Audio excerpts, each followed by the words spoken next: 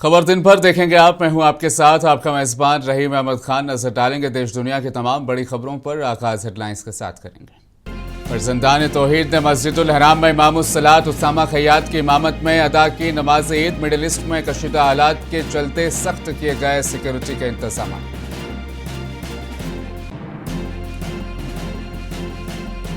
आज चांद रात भारत में कल अदा की जाएगी नमाज ईद उल फित्र। केरल, कर्नाटक और तमिलनाडु के कुछ हिस्सों में की गई आज नमाज अदा।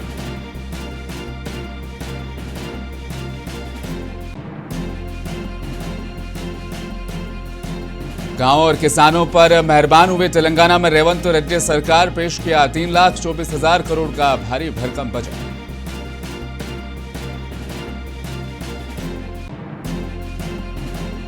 इंटरनेशनल मैरीटाइम ऑर्गेनाइजेशन के इजलास में हिंदुस्तान का सख्त मौक़िफ़। तिजारती जहाज़ों की हिफाजत और जहाजरानी के एहतराम का किया मुतालबा।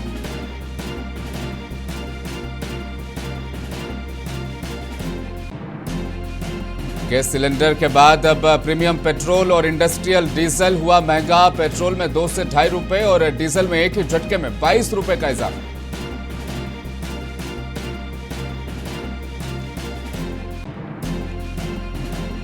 मिडिल ईस्ट जंग तुरंत रुकने के आसार नहीं। ईरान की जमीन पर 2500 सैनिक भेजेगा अमेरिका।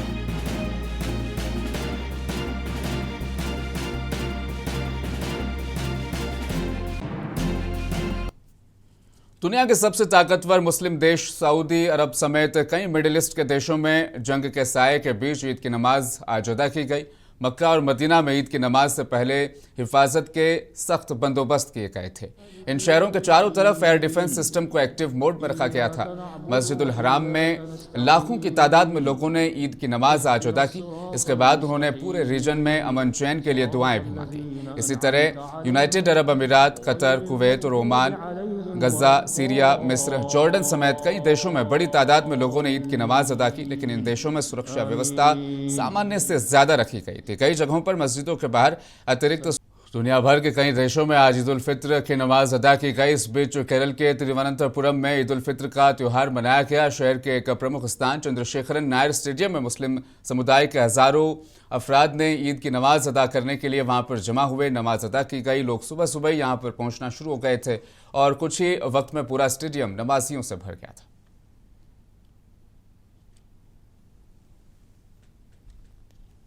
വ്യത്യാസങ്ങളില്ലാതെ എല്ലാവരും ഒരുമിച്ച് നിൽക്കാൻ പറ്റുക എന്നൊക്കെ പറയുന്നത് വലിയൊരു അനുഗ്രഹമായിട്ടാണ് കാണുന്നത്. അപ്പോൾ അതിൻ്റെ ഒരു ആഘോഷം കൂടിയായിരിക്കും പെരുന്നാൾ. തെരഞ്ഞെടുപ്പ് കാലം കൂടിയാണ്. അപ്പോൾ എന്താണ് ഇത് തെരഞ്ഞെടുപ്പ് പ്രചാരണത്തിന് വേണ്ടിയിട്ട് ഒത്തിരി പേര് വിളിക്കുന്നുണ്ട്. ഒത്തിരി പ്രിയപ്പെട്ടവർ ഇലക്ഷന് നിൽക്കുന്നുണ്ട്.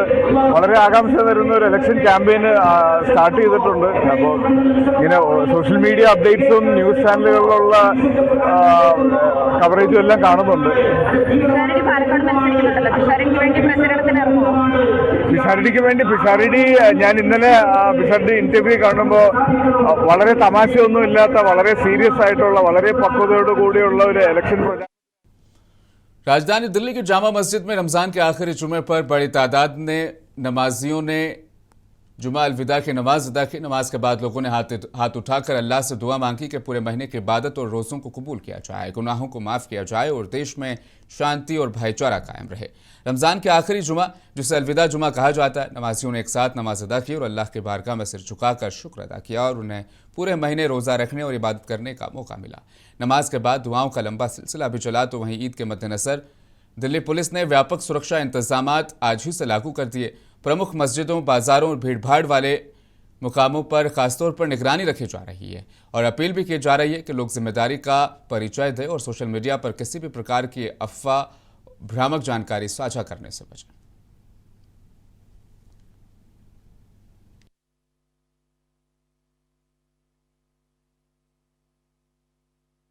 शादी मनाई जाएगी इंशाल्लाह, खुशियों के साथ मनाई जाएगी, यही हमारी दुआ है।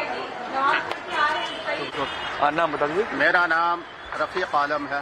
अल्हम्दुलिल्लाह हमने इस जुमे की नमाज अदा की, पूरे रमज़ान के रोज़े रखे हैं और अल्लाह तबारक ताला से दुआ है कि अल्लाह तबारक ताला हम सबों को पूरे हिंदुस्तान के अंदर अमन व अमान और सुकून के साथ ज़िंदगी गुजारने की तौफीक नसीब फरमाए। और ख़ास करके हम अपने भाइयों से, हिंदुस्तानी भाइयों से कहेंगे कि अल्लाह हम सब आपस में मिलकर रहें, जिस तरह से हमारे पुरखों ने हिंदुस्तान को बसाया और अब तक के बसा रहा है, और इंशाअल्लाह ता कयामत तक, यानी जब तक हयात से रख के हिंदुस्तान के अंदर भाईचारगी बना के रखें और सारे के सारे हम सब मिलकर के ईद उल फित्र की नमाज अदा करें और अल्लाह से दुआ करें कि अल्लाह तबारक तआला हमारे हिंदुस्तान के अंदर अमन व अमान और सुकून के साथ रहने की तौफीक नसीब फरमाए। और इसके साथ साथ पूरी दुनिया के लिए दुआ करेंगे कि अल्लाह तबारक तआला हम सबों को ईमान पर खात्मा फरमाए और खुशी और मुसर्रत के साथ हम सब ईद उल फित्र मनाएं। क्या नाम है आपका? आलम। आज आप नमाज पढ़ के आए, आज घूमने के आगे नमाज की क्या कहेंगे? आज बहुत अच्छा लगा, बहुत मजा आया नमाज पढ़ने में और बहुत रहमत का महीना था और ऊपर वाले ने भी रहमत कर रखी है। बीच में मौसम गर्म भी हो गया था मगर अभी 2-4 दिन से बहुत अच्छा मौसम हो गया, माशाल्लाह बहुत मजा आया। और ये तो अलविदा पढ़ा है, तो अलविदा की नमाज पढ़ी है, जुमे की नमाज। कल ईद है, लोगों को क्या बधाई देंगे, क्या कहेंगे? ये कहेंगे भाई आराम से शादी के साथ अपने नमाज पढ़े, खुशी के साथ अपने कोई ऐसी बात ना हो जिससे कि हिंदू मुस्लिम हो, जैसे कि मुकद्दस माह रमज़ान के आखिरी जुमे पर जिस तरह से आज मुल्क भर में मस्जिदों में भीड़ उमड़ी और लोगों ने अमन चैन की दुआ की, वो ये दिखाता है कि हमारे देश में त्यौहार सिर्फ धार्मिक नहीं बल्कि सामाजिक एकता का भी प्रतीक है। हैदराबाद की मक्का मस्जिद में भी हज़ारों की तादाद में लोगों ने जुमातुल विदा की नमाज अदा की। हैदराबाद से सांसद बैरिस्टर असदुद्दीन ओवैसी ने भी यहाँ नमाज में शिरकत की।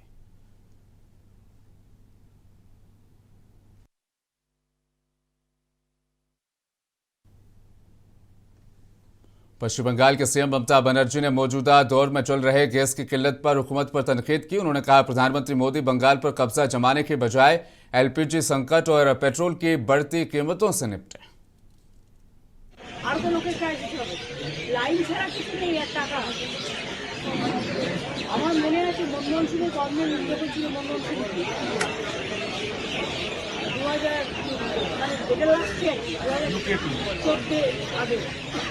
তখন গ্যাসের দাম ছিল সিলিন্ডার থেকে 4 টাকা, সেটা এখন বেড়ে ছোটটা হয়েছে 1100 টাকা আর বড়টা হয়েছে 2100 টাকা।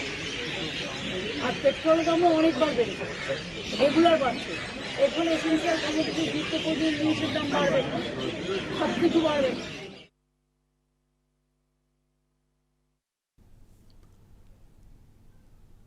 पश्चिम बंगाल विधानसभा चुनाव को लेकर राज्य में गहमा गहमी जारी है। इस बीच टीएमसी ने आज अपना मैनिफेस्टो जारी कर दिया। उन्होंने इसे दीदी के 10 संकल्प के तौर पर पेश किया। सीएम ममता बनर्जी ने कहा कि पार्टी के वादे केंद्र के बढ़ते हस्तक्षेप का मुकाबला करने और बंगाल की पहचान की हिफाजत करने के मकसद से तैयार किए गए हैं। राज्य में 2 चरणों में मतदान 23 अप्रैल 29 अप्रैल को होगा। नतीजे 4 मई को आएंगे। दुआरे प्रति बछर प्रति ब्लके प्रति टाउने दुआरे कैम्प होबे, दुआरे स्वास्थ्य आमादेर स्वास्थ्य साथी आछे, अनेक मेडिकल कलेज आछे, माल्टी सुपार हस्पिटाल आछे, प्राय कयेक हाजार सुस्वास्थ्य केंद्र तैरी हयेछे, एगुलो सब आछे। मादार एंड चाइल्ड हाब थेके शुरू करे एमनकि वेटिंग हार्ट, जार जोन्नो इन्स्टिट्यूशन डेलिभारि एखन 99.5 हयेछे, आगे एटा 58 থেকে 60 छिलो, आमादेर समय एटा हयेछे। एछाड़ाओ आमरा मने करी आमि प्राय एमपी ल्याड थेके राज्यसभार थेकेई प्राय आईसीसीयू टाइपे प्राय 250-300 गाड़ी कर दिएছি এবং এছাড়াও আগে আমি স্বাস্থ্য দপ্তরকে আমাদের রাজ্যসভার 60 কোটি টাকা করে ওরা পায় বছরে, সেই টাকা থেকে আমরা আরো 300-400 অ্যাম্বুলেন্স। तेलंगाना की कांग्रेस हुकूमत ने वित्तीय वर्ष 2026-27 के लिए बजट पेश कर दिया। इस बार बजट डिप्टी सीएम और स्टेट के फाइनेंस मिनिस्टर मल्लू भट्टी विक्रमार्का ने पेश किया। उन्होंने विधानसभा में 3,24,000 करोड़ रुपए का बजट पेश करते हुए ग्रामीण विकास, कृषि और बुनियादी ढांचे पर सबसे बड़ा दांव लगाया। इस बजट के आंकड़े को देखें तो साफ तौर पर सरकार जमीनी स्तर पर बदलाव लाना चाहती है। इस बीच बीआरएस एमएलए ने इस बजट का विरोध किया।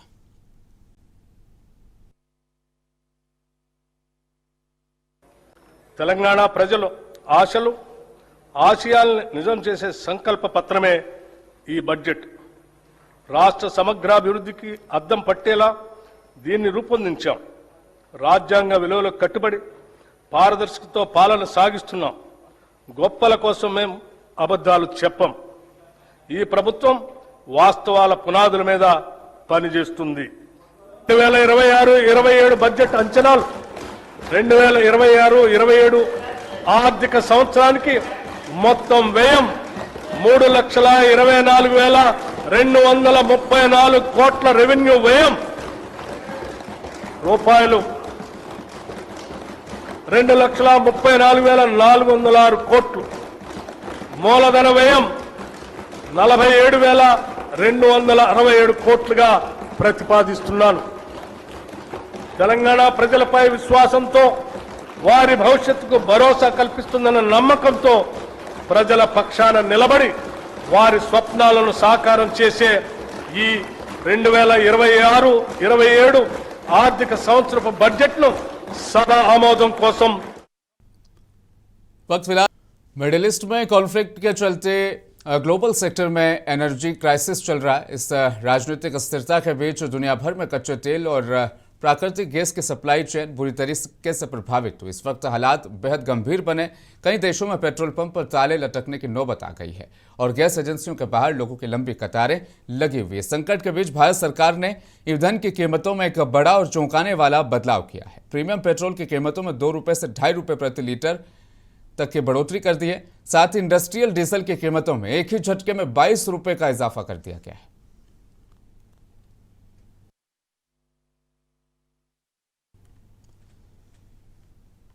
झारखंड की राजधानी रांची के लोगों को खाना पकाने की गैस के सिलेंडरों की आपूर्ति में कमी की वजह से लगातार दिक्कतों का सामना करना पड़ रहा है। कुछ लोगों का कहना है कि वे अपने बुक किए गए सिलेंडर लेने के लिए कई हफ्तों से चक्कर लगा रहे हैं। गैस एजेंसियों में गैस नहीं मिल पा रहा है।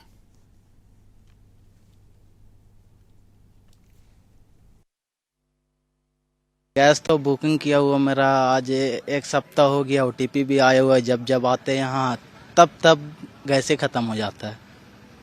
ना सुबह में मिल रहा है ना शाम में। बहुत परेशान है। 8 दिन से घूम के जा रहे हैं। लाइन लगना पड़ रहा है। सुबह आते से पहले बाहर तक रोड तक लाइन लग जाता है सिलेंडर का। 3 दिन से हम ऑर्डर किए हैं पर आते हैं फिर बोलता है ख़त्म हो गया।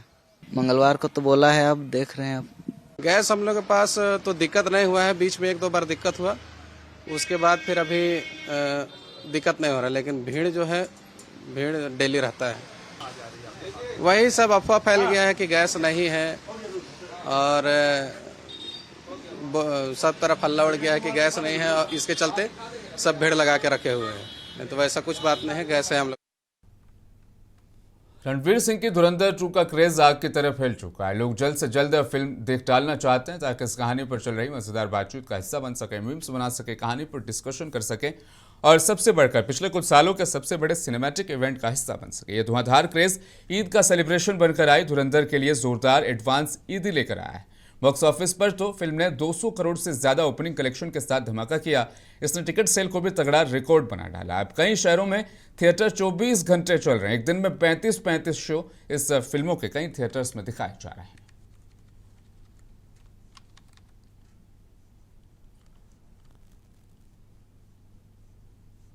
ईरान, इजराइल, अमेरिका जंग के चलते दुनिया भर के कई देशों में हजारों की तादाद में लोग फंसे हुए हैं। फंसे हुए लोगों में बड़ी तादाद में भारतीय स्टूडेंट्स भी शामिल है। हालांकि सरकार की तरफ से इन लोगों को वापस भारत लाने के कई प्रयास किए जा रहे हैं। इस कड़ी में 913 भारतीय स्टूडेंट्स को भारत लाया गया। उन्हें सीधे रास्ते से नहीं बल्कि आर्मेनिया और अजरबैजान के रास्ते निकाला गया। विदेश मंत्रालय के प्रवक्ता रणदीप जायसवाल ने इसकी जानकारी दी।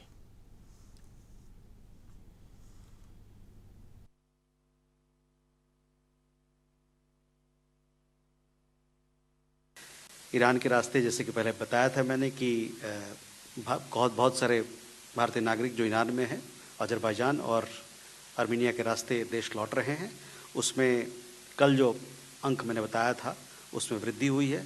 अब 913 भारतीय नागरिक आर्मेनिया, ईरान से आर्मेनिया और अजरबैजान में एम्बेसी की मदद से वो सीमा पार कर चुके हैं और कई लोग इसमें से वापस आ भी चुके हैं। पहले जैसे कि मैंने बताया था कि 284 तीर्थयात्री वहाँ पर फंसे हुए थे। वो सभी 284 तीर्थयात्री अब भारत वापस आ गए हैं। जहाँ तक MEA कंट्रोल रूम का सवाल है, कल कुल मिला के 10 टेलीफोन कॉल और 6 ईमेल इस कंट्रोल रूम में प्राप्त हुआ। ये सारी ज़्यादातर जो ये टेलीफोन कॉल्स थे वो जो हमारे भारतीय नागरिक जहाज़ों पे, मर्चेंट शिप्स पे जो वहाँ पर फंसे।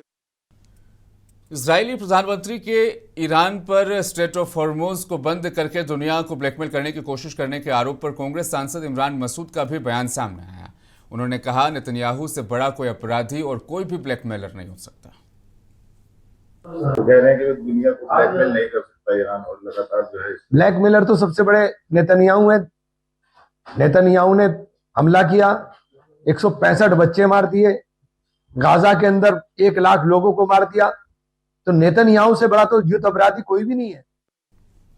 मिडिल ईस्ट में बिगड़ते हालात पर गहरी चिंता जाहिर करते हुए भारत ने बातचीत के जरिए तनाव कम करने का आह्वान किया। भारत ने कहा कि अंतर्राष्ट्रीय कानून के मुताबिक व्यापारिक जहाजों के नौवहन अधिकारों और स्वतंत्रता का सम्मान किया जाना चाहिए। दरअसल इंटरनेशनल मैरीटाइम ऑर्गेनाइजेशन के इजलास में हिंदुस्तान ने कहा, भारत मौजूदा स्थिति को लेकर बेहद चिंतित है और कूटनीति और बातचीत के जरिए तनाव कम करने की अपील करता है।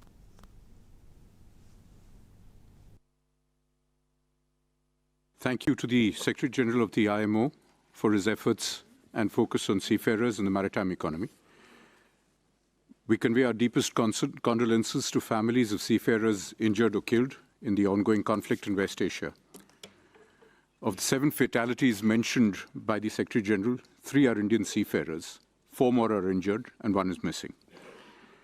India remains deeply concerned about the evolving situation and continues to call for de-escalation through dialogue and diplomacy, with utmost restraint and priority being given to the safety of civilians. Targeting of commercial shipping and attacks on civilian maritime infrastructure is unacceptable. Such attacks have resulted in the loss of innocent lives, injuries, and heightened risks, including to seafarers. India is among the top 3 seafarer supplying nations, contributing approximately 13% of global seafaring workforce. We remain deeply concerned about the safety and welfare of all seafarers. An estimated 23,000 Indian seafarers have been impacted by the current crisis. At present, 24 Indian-flagged vessels are operating the Persian Gulf region, including 22 vessels west of the Strait of Hormuz, with 611 Indian seafarers on board. Iran के साथ बढ़ते तनाव के बीच अमेरिकी राष्ट्रपति Donald Trump ने अपना चीन का दौरा टाल दिया। ओवल ऑफिस में पत्रकारों से बात करते हुए ट्रंप ने बताया कि यात्रा अब लगभग 1.5 महीने के लिए आगे बढ़ा दी गई। हालांकि उन्होंने कहा कि वे इस यात्रा के लिए उत्सुक हैं, लेकिन फिलहाल बदली हुई परिस्थितियों के कारण तारीखों में बदलाव किया गया है।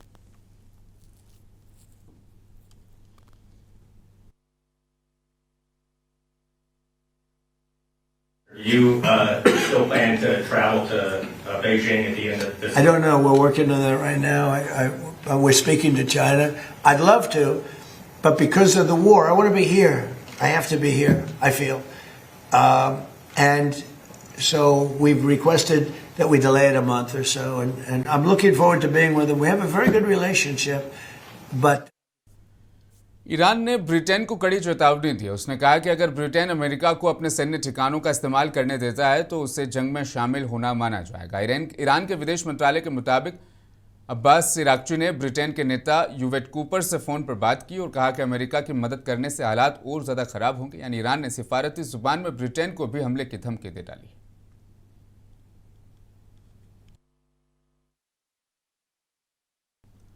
अमेरिका से जंग के बीच ईरान हॉर्मुज से गुजरने वाले जहाज़ों से $2 मिलियन करीब 20 करोड़ रुपए इंडियन करेंसी का टोल ले रहा है। यह खुलासा एक इंटेलिजेंस रिपोर्ट में हुआ है। इतिहास में पहली बार है कि हॉर्मुज से गुजरने वाले किसी जहाज से ईरान ने टोल के रूप में पैसा लिया है। अब तक ईरान के हॉर्मुज से मुफ्त में जहाज गुजरते थे, उन्हें टोल के रूप में कोई पैसा नहीं देना होता था। ईरान ने आधिकारिक तौर पर इसको लेकर फिलहाल कोई बयान नहीं दिया है, लेकिन लियोड इंटेलिजेंस इंस्टीट्यूट के मुताबिक ईरान ने हॉर्मुज में तनाव को देखते हुए एक सुरक्षित गलियारा बनाया और यहां से गुजरने वाले जहाजों से $2 मिलियन लिए जा रहे हैं।